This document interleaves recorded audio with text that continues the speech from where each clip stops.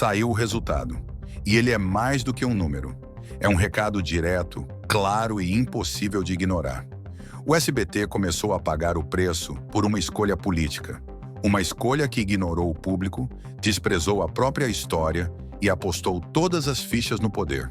E quem respondeu foi a audiência. Sem protesto nas ruas, sem manifestação organizada. Apenas fazendo o que sempre faz quando se sente traída. Desligando a televisão. É revoltante assistir a isso. Porque não estamos falando de qualquer emissora. Estamos falando de um império construído do absoluto zero. Silvio Santos saiu do camelô para desafiar a Globo. Enfrentou o sistema. Construiu um canal popular, independente, competitivo e respeitado. Um canal que falava com o povo e para o povo. Mas bastou a morte de Silvio Santos para o castelo começar a rachar. O lançamento do SBT News marcou um ponto de ruptura histórico.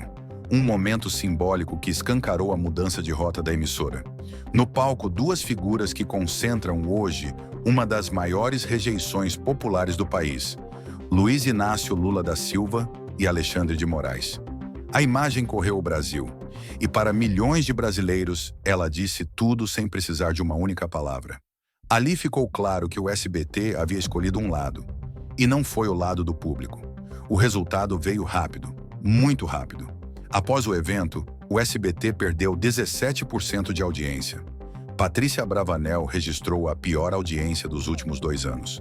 E nem mesmo o tradicional programa Silvio Santos escapou do impacto. O programa que carrega o nome do fundador da emissora teve um dos seus piores desempenhos recentes. Um símbolo forte, quase irônico. O público percebe quando a mídia muda de lado. Percebe quando a emissora troca identidade por conveniência política. E responde da forma mais dura possível, abandonando. Enquanto isso, o cenário da televisão brasileira deixava tudo ainda mais evidente. A Globo, nos últimos 10 anos, perdeu cerca de 50% da sua audiência. Milhões de brasileiros deixaram de assistir à emissora por enxergarem nela uma militância ideológica disfarçada de jornalismo. Era o momento perfeito para o SBT crescer, para se consolidar como alternativa, para ocupar o espaço deixado pelo declínio da concorrente. Mas fez exatamente o contrário. Ao invés de se diferenciar, decidiu se alinhar. Ao invés de ouvir o público, decidiu agradar o poder. Ao invés de preservar o legado de Silvio Santos, decidiu negociar influência. E aqui entra um ponto fundamental dessa história: o cálculo político.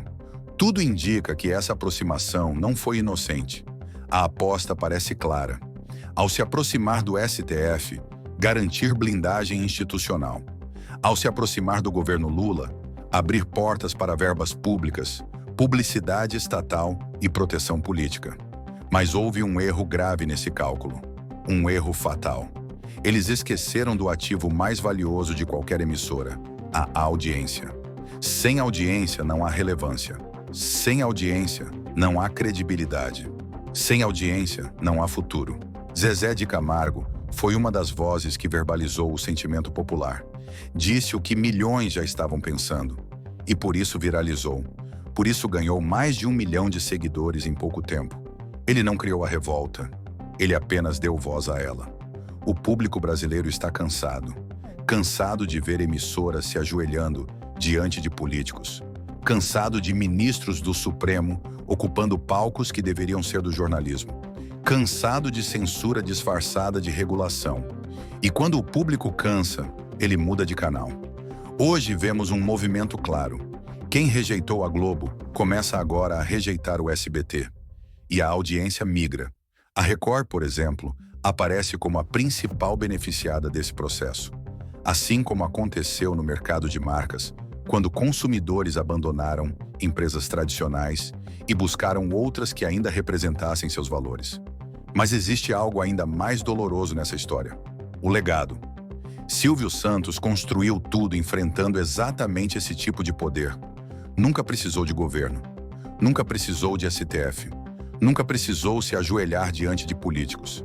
E agora, na ausência dele, decisões são tomadas que muitos enxergam como um desrespeito direto à sua história.